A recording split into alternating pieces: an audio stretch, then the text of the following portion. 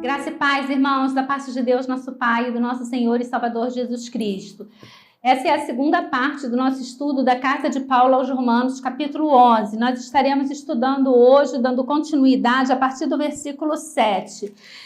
E estaremos indo ali até o versículo 24, né? Se Deus assim nos permitir. O versículo 7, Paulo diz: que diremos, pois? O que Israel busca, isso não conseguiu, mas a eleição o alcançou, e os mais foram endurecidos. Como está escrito, Deus lhes deu espírito de entorpecimento, olhos para não ver e ouvidos para não ouvir, até o dia de hoje. E diz Davi: torne-se-lhes a mesa em laço e armadilha, em tropeço e punição. Escureçam-se-lhe os olhos para que não vejam e fiquem para sempre encurvadas as suas costas. Pergunto, pois, porventura tropeçaram para que caíssem? De modo nenhum, mas pela sua transgressão veio a salvação aos gentios, para pô-los em ciúme.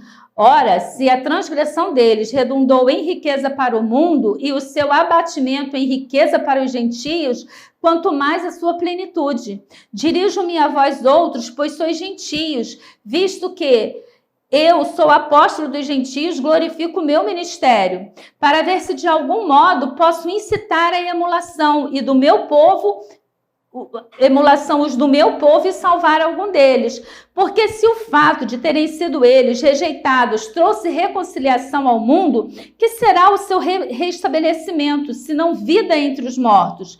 E se forem santas as primícias da massa, igualmente o fará a sua totalidade. Se for santa a raiz, também os ramos o serão. Se, porém, alguns dos ramos forem quebrados, e tu, sendo oliveira braba, foste enxertado em meio deles, e te tornaste participante da raiz e da seiva da oliveira, não te glories contra os ramos. Porém, se te gloriares, sabe que não és tu que sustenta a raiz, mas a raiz a ti. Dirás, pois, alguns ramos foram quebrados para que eu fosse enxertado. Bem, pela sua incredulidade foram quebrados. Tu, porém, mediante a fé, estás firmes. Não te ensoberbeça, mas teme.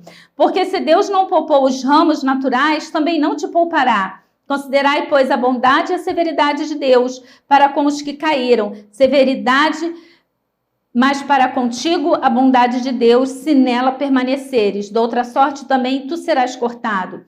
Eles, porém, se não permanecerem na incredulidade, serão enxertados, pois Deus é poderoso para os enxertar de novo. Pois se foste cortado da que por natureza era oliveira brava, e contra a natureza enxertada em boa oliveira, quanto mais não serão enxertados na sua própria oliveira aqueles que são ramos naturais.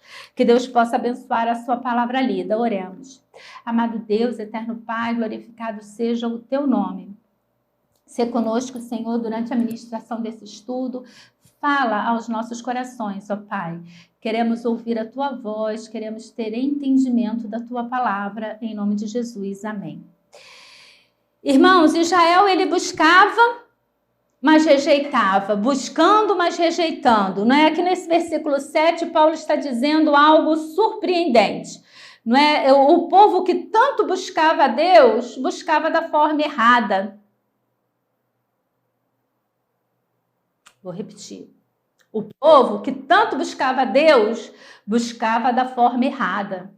E observe que no capítulo anterior, Paulo está falando que zelo sem entendimento é fanatismo religioso. Falamos isso na aula retrasada. Deixa de dar uma olhada lá no capítulo 10. O povo queria tanto agradar a Deus, foi o mesmo povo que rejeitou o amor de Deus e por isso Deus endureceu o seu coração. Como é que é isso, irmã Ana Cláudia? Nós precisamos lembrar que o endurecimento nem sempre é sinônimo de amargura, ira e hostilidade contra o cristianismo em si. O homem endurecido é alguém obtuso por completo em relação ao evangelho da justificação e à adoção gratuita. Esse versículo 7, ele nos oferece uma imagem dinâmica, não é capaz de acontecer hoje. Porque nós vemos que muitas pessoas são despertadas para o evangelho, mas elas tentam agradar tanto a Deus, elas buscam tanto a questão da santificação, elas buscam tanto esse lado de querer ser santa, de querer estar plenamente assim num estado de perfeição diante de Deus, que o que acontece? Eles rejeitam a graça. Rejeita a graça. Minha mãe, ela sempre falava que algumas vezes nós saíamos do jugo do mundo e entrávamos no jugo da igreja. E essa questão de nós querermos agradar a Deus acaba se tornando, irmão, religiosidade. Nós começamos a achar que se não formos daquela forma, não agradamos a Deus, sem entender que Deus nos ama independente da nossa condição. Entenda que eu não estou pregando um liberalismo exacerbado e que não devemos buscar a santificação. Não é isso. Só que você precisa ter cuidado na sua busca pela santificação. Porque muitas das vezes nós permitimos que aquilo ali acabe se tornando a razão de ser da nossa espiritualidade. E não uma consequência da nossa espiritualidade. A santidade é uma consequência da minha espiritualidade.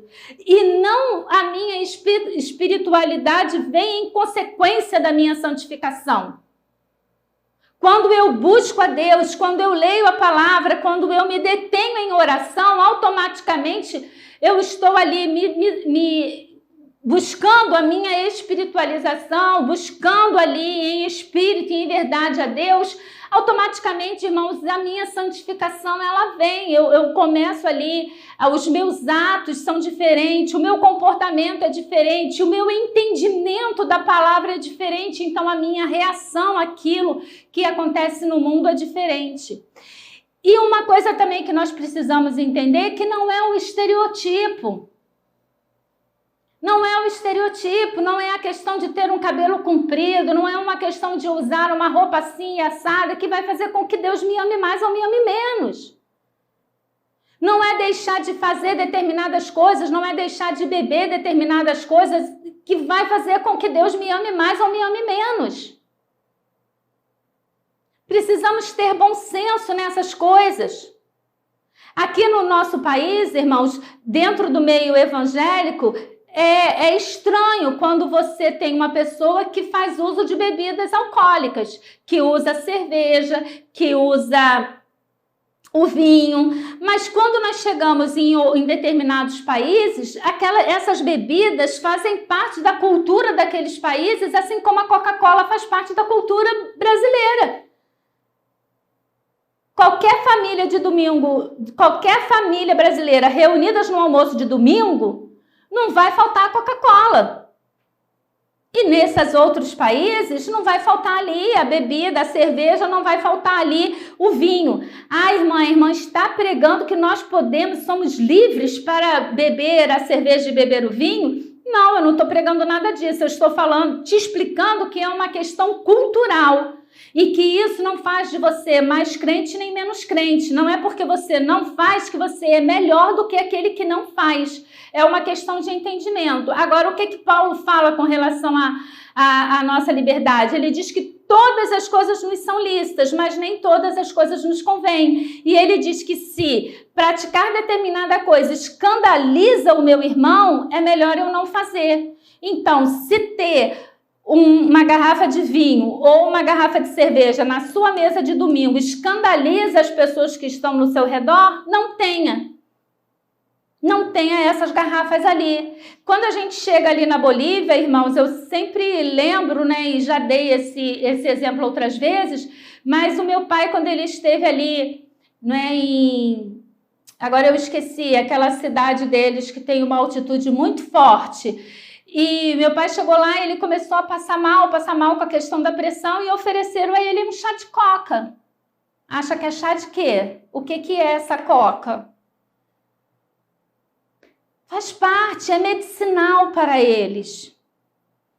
Para a gente é um absurdo, mas para eles faz parte da cultura.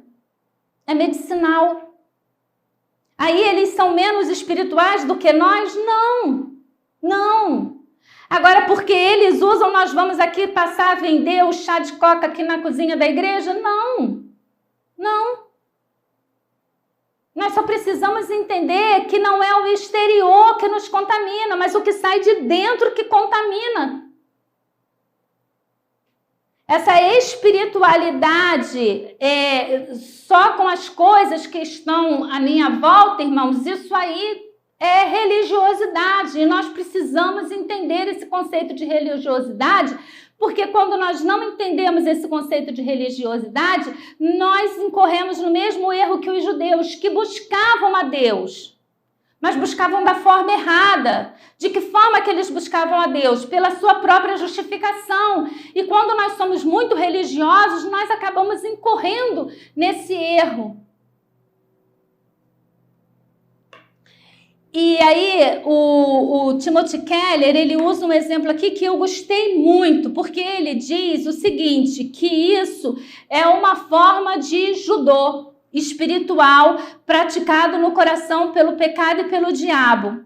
O judô usa o movimento de ataque do inimigo contra ele mesmo. Né? O judô, ele pega a força que o inimigo está empregando sobre o seu corpo para te atacar, para responder ao ataque do inimigo. Então você faz um contra-ataque com a própria força dele. E o Timothy Keller, ele está dizendo que quando buscamos a Deus pelas nossas obras, pelas nossas próprias ações, quando nós não aceitamos a graça, acaba que é uma forma de judô espiritual, né? Praticado no nosso coração pelo pecado e pelo diabo. É bom buscar a justiça de Deus, mas o anseio por buscá-la pode facilmente ser usado para fazer com que o evangelho pareça indigno dessa justiça. Aí são aquelas pessoas que olham e falam assim, a pessoa foi lá, a pessoa adulterou, a pessoa roubou, a pessoa pintou os 7, né? Tinha uma vida lá, né, na escravidão do pecado, aí aceitou a Jesus. Aí os muitos santos olham e falam assim, muito fácil, né? Foi lá, aprontou, aí agora na hora de morrer diz que aceitou Jesus e quer ir para o céu. Não é justo. E aí nós chegamos lá naquelas parábolas de Jesus, né, dos trabalhadores, que um chegou às 7 horas da manhã, o outro chegou às 17 e recebeu a mesma coisa do patrão. E aí os que chegaram às 7 acharam injusto receber a mesma coisa do que aqueles que chegaram às 17 que não trabalhou nada. Mas o patrão disse, não foi o que eu combinei com você? O dinheiro é meu, eu pago quanto eu quiser, a quem eu quiser. E aí Deus está nos falando, a graça não é minha? Eu dou a salvação para quem eu quiser. Não é você que vai determinar quem é digno de receber a minha salvação, porque digno nenhum de nós somos. Nós não somos dignos. Por quê? Porque todos nós somos pecadores. E nós não vamos para o inferno pelos nossos pecados. Nós vamos para o inferno devido ao pecado. Ao pecado, a árvore. Pecado é a árvore, pecados são os ramos.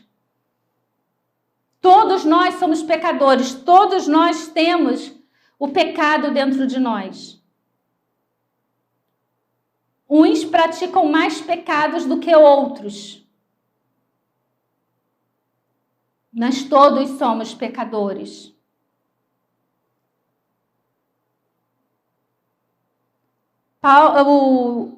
O texto, ele continua dizendo que é o caso de muitas pessoas por todo o mundo nos dias de hoje. Pessoas religiosas bastante sinceras, sejam elas judias, hindus, muçulmanas, qualquer religião. Se mal orientadas, elas rejeitam o evangelho porque ele parece atenuar a necessidade de um esforço moral. Às vezes a gente fica olhando assim, irmãos, e eu fico pensando, gente, é tão difícil trazer as pessoas para a igreja, porque as pessoas, elas contestam, né? Uma pessoa que não tem Cristo como seu único suficiente Salvador, às vezes é tão difícil trazer essas pessoas para a igreja, e aí você vê algumas religiões que impõem tanta coisa e que determina cumprimento de saia. Eu estive com uma pessoa por esses dias e a pessoa disse para mim, né, ela estava com uma saia, não pode usar calça comprida, e aí eu fui para dar a ela algumas saias longas e ela disse assim, não, eu não posso usar saia longa. E eu falei, opa, não entendi nada. Não é, mas você não pode usar calça comprida, mas não pode usar saia longa? Não, porque saia longa significa isso assim, assim. E a saia curta, eu guardei a curta, olha só minha religiosidade também. A curta significa desobediência, mas a longa tem um outro significado lá também que elas aí não podem utilizar, só pode utilizar a saia no meio da canela. E tu fica assim, será que Deus tem um anjo lá no céu com uma fita métrica medindo o comprimento da saia das irmãs? Ô, gente, isso é religiosidade pura. Isso é não tem precedente bíblico para isso. A gente vê também algumas igrejas onde as pessoas não podem sequer sentar do mesmo lado da igreja. De um lado vai sentar os homens, do outro lado vai sentar as mulheres, porque podem ficar perto, pode se contaminar. A gente vê situações em que a pessoa vai lá e corta a ponta do cabelo. E aí tem que levar aquelas pontas para a igreja para poder provar ali que pecou. Ô, irmãos, Deus está muito mais interessado com aquilo que vai dentro do nosso coração, com a maldade, com a arrogância, com a prepotência, com a falta de amor ao próximo. Deus está muito mais preocupado com a minha mão, que não é digna de levantar e esticar a mão para ajudar uma pessoa necessitada ou que está carecendo de alguma ajuda. Deus está muito mais preocupado com a fofoca que brota dos meus lábios. Deus está muito mais preocupado com a minha necessidade de falar mal das outras pessoas. Essas coisas sim me separam de Deus, essas coisas sim me afastam de Deus. Essas coisas incomodam a Deus, mas o exterior, o comprimento da saia, o comprimento do cabelo, se está usando adorno, se não está usando adorno. Oh, irmãos, Deus não está preocupado com isso, não. Não está mesmo. Deus olha para o coração.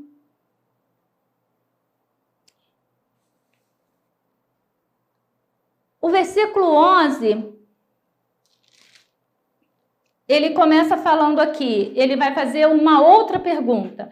Nós vimos lá, a partir do versículo 1, que Paulo faz a primeira pergunta do texto, né? O que teria Deus rejeitado seu povo? E aí Paulo responde, não. Agora o versículo 11, ele faz uma outra pergunta. Pergunto, pois, porventura tropeçaram para que caíssem? E Paulo responde, de modo nenhum, mas pela sua transgressão veio a salvação aos gentios para pô-los em ciúmes. E aí eu quero que você preste bastante atenção, porque aqui Paulo está respondendo, é aquele pedaço que eu disse na aula anterior, em que Paulo responde aos gentios da igreja que estavam se arvorando de superiores aos judeus. E Paulo vai falar, fica aí no seu lugar. Porque para Deus, irmãos, a salvação, ela chegou para todos. Independente da raça, a salvação chegou para todos. E é isso que Paulo, em suas cartas, está falando. Por isso que ele bate nos judeus que estão lá na igreja, nas Galácias, na região da Galácia, e estão querendo fazer com que os gentios se tornem judeus. E Paulo agora bate nos gentios que estão rechaçando os judeus, discriminando os judeus ali dentro da igreja em Roma. Por quê? Porque diante de Deus nós somos todos iguais. Diante de Deus nós somos todos iguais. E aqui a gente vê uma situação em que Paulo, eu fico imaginando assim, a saia justa até mesmo, eu acho que não é muito pesado esse termo não, de Paulo, para colocar aqui, porque se a gente vê, irmãos, ele vai estar indo no contraponto aqui na carta aos Romanos, mas ele não vai se desmentir, ele não vai se contradizer com aquilo que ele vai dizer depois quando ele escreve a carta à região da Galácia. E com isso a gente vê o quê? a firmeza de Paulo com relação ao que ele está pregando e nos ensinando. E Paulo aqui ele pergunta: os judeus, você acha realmente que eles tropeçaram para que caíssem? Eles tropeçaram para ficar caídos, para ficar lá embaixo, para ficar no chão? E aí ele vai responder: de modo algum. Por causa da sua rejeição e do castigo de Deus, será que os israelitas tropeçaram para que ficassem caídos e nunca mais se levantassem? A resposta de Paulo é a mesma: de maneira nenhuma. Na verdade, o modo como o evangelho foi recebido por judeus e gentios faz parte do plano soberano de Deus. E aí você precisa prestar bastante atenção nesse ponto aqui. Nesse plano, somente os não-judeus alcançaram a fé. Não somente os não-judeus alcançaram a fé, mas também os judeus. E aí nós vamos ver aqui nos versículos de 11 a 16 que Paulo estabelece os 3 estágios pelos quais Israel passará com relação ao evangelho de Jesus. No primeiro estágio, Israel cometeu uma transgressão, versículos 11 e 12. Mas pela sua transgressão veio a salvação aos gentios, para pô-los em ciúmes. Ora, se a transgressão deles redundou em riqueza para o mundo, o seu abatimento em riqueza para os gentios, quanto mais a sua plenitude. Então, esse é o primeiro estágio de Israel. Israel cometeu uma transgressão contra Deus. No entanto, o fato de Israel ter realizado essa transgressão contra Deus fez com que ocorresse o quê? A salvação para os gentios. E isso é fascinante, irmãos. O que Paulo quer dizer é que, embora muitos judeus crescem, havia grande hostilidade contra o cristianismo em meio à maior parte de Israel. E se isso não tivesse acontecido, os primeiros cristãos judeus poderiam ter chegado facilmente à conclusão de que o evangelho era apenas para o Israel étnico e teria havido pouco estímulo para pregar o evangelho a mais alguém. Entendeu? Quando a gente lê aqui o livro de Atos, nós vemos Paulo chegando nas cidades, quando ele realizava as suas viagens missionárias. Qual era o primeiro lugar que Paulo ia? Paulo ia para as sinagogas. E Paulo pregava para quem? A sinagoga, ali você tinha judeus e prosélitos, que eram gentios que haviam se convertido ao judaísmo. Então, Paulo pregava em primeiro lugar para essas pessoas. No primeiro momento, elas entendiam o cristianismo, mas depois aquilo começava a confrontar muito, porque o evangelho é isso, é confronto. Se não tem confronto, não tem evangelho, irmãos, porque o evangelho me confronta quem eu sou. Eu tenho que me sentir incomodada todo dia com quem eu sou. Isso é o evangelho me confrontando, me dizendo: eu preciso mudar, eu preciso crescer, eu preciso alcançar a estatura do varão perfeito. O evangelho é confronto. Então, Paulo, pregando ali para os judeus e os prosélitos na sinagoga, eles se sentiam confrontados e quando eles se deparavam com isso, eles rejeitavam o evangelho. Alguns haviam de crer, criam e acompanhavam Paulo, mas em sua maioria eles rejeitavam o evangelho. E aí o que Paulo fazia? Saía da sinagoga. Ele ia para a rua em frente à sinagoga, ele alugava algum espaço por ali, ele ia para debaixo de uma árvore, ele saía da sinagoga e continuava agora a pregar, mas não para os judeus somente, mas para os gentios. O que acontece se Paulo chegasse ali na sinagoga e houvesse uma adesão em massa ao evangelho? Será que Paulo ia sair para pregar o evangelho aos gentios? É isso que Deus está falando aqui na carta, por meio de Paulo, e é isso aqui o que Timothy Keller também está ressaltando quando ele diz que havia um estímulo.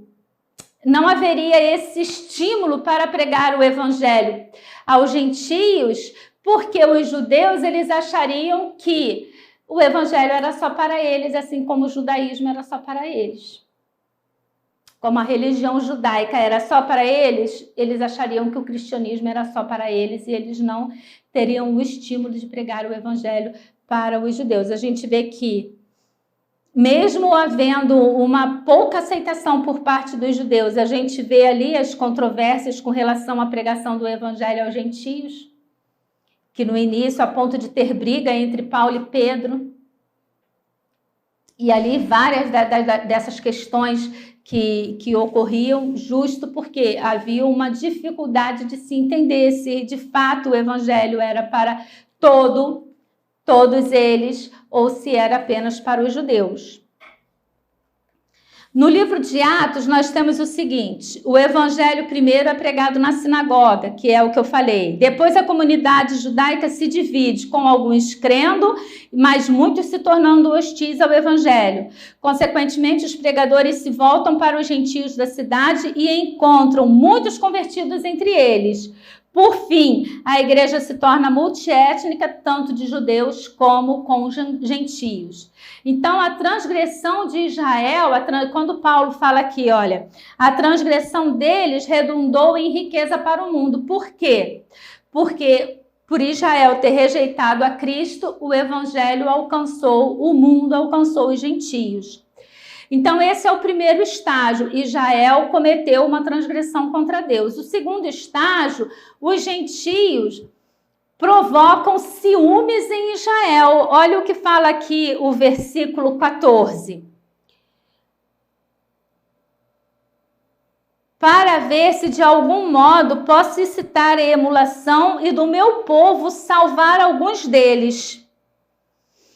Paulo está falando que ele deseja salvar pelo menos algum deles.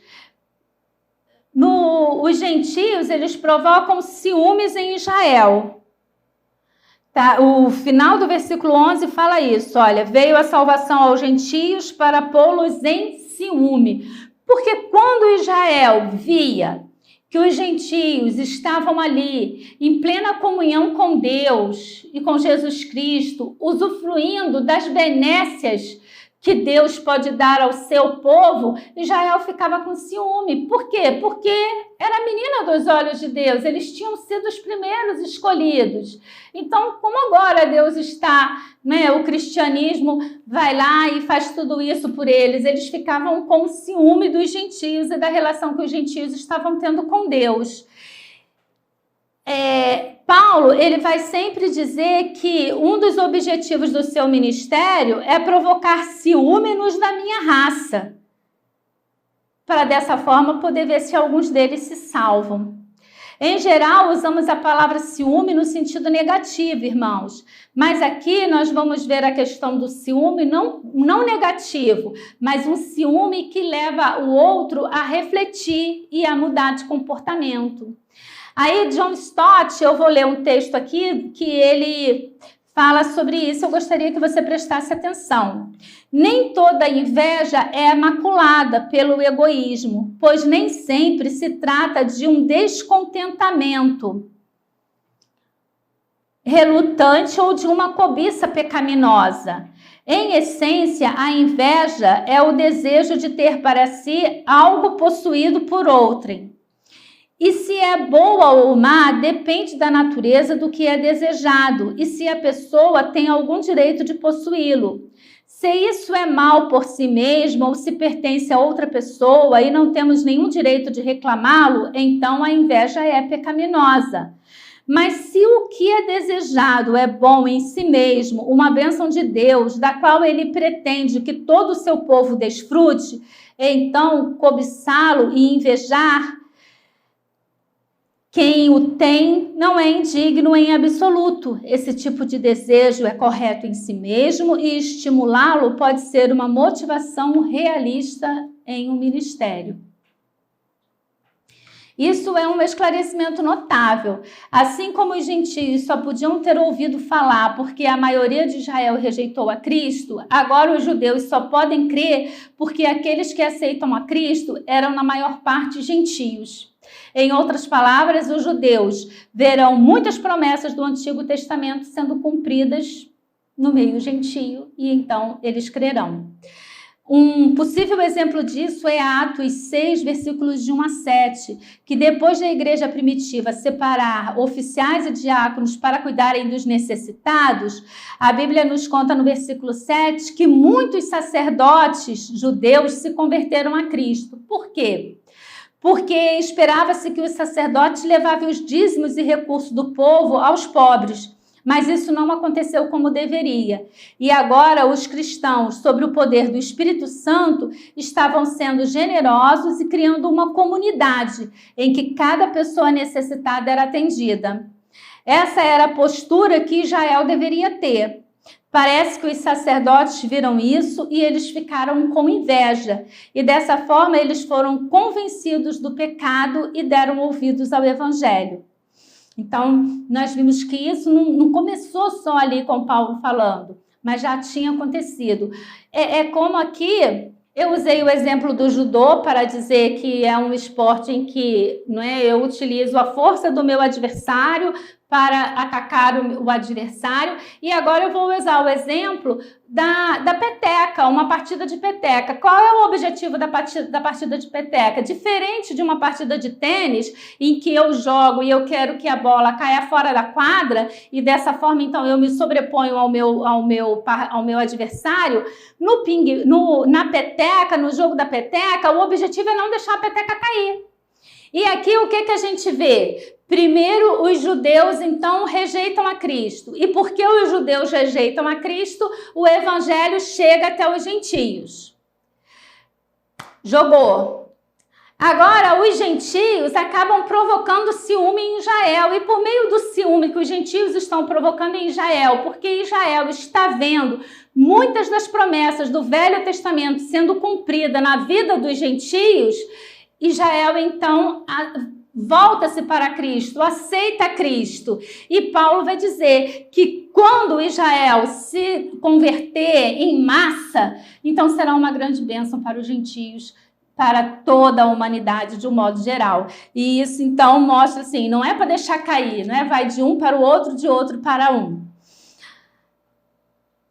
O versículo 16, irmãos, ele vai dizer: e se forem santas as primícias da massa, igualmente o será a sua totalidade. Se for santa a raiz, também o será os ramos.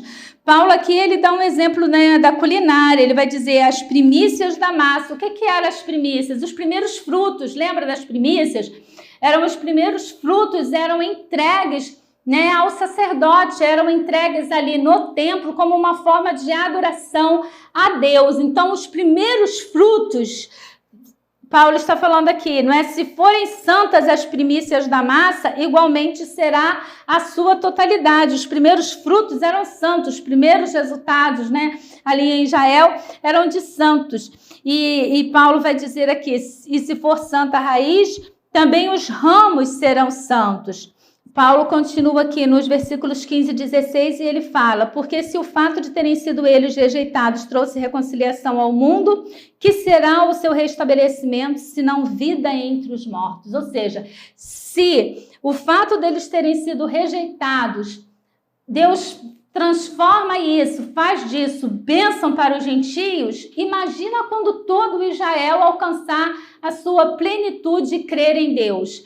Que bênção que isso vai reverberar na vida da humanidade e da criação de Deus. Bem, irmãos, na próxima aula nós estaremos dando continuidade a partir do versículo 16 ali, quando Paulo conta, então, ele vai nos dar o exemplo da oliveira. É um estudo muito interessante. Não percam essa aula. Que o Senhor Jesus possa estar falando aos nossos corações, continue falando aos nossos corações, transmitindo a sua mensagem e que possamos gozar do pleno entendimento da palavra de Deus. Amém.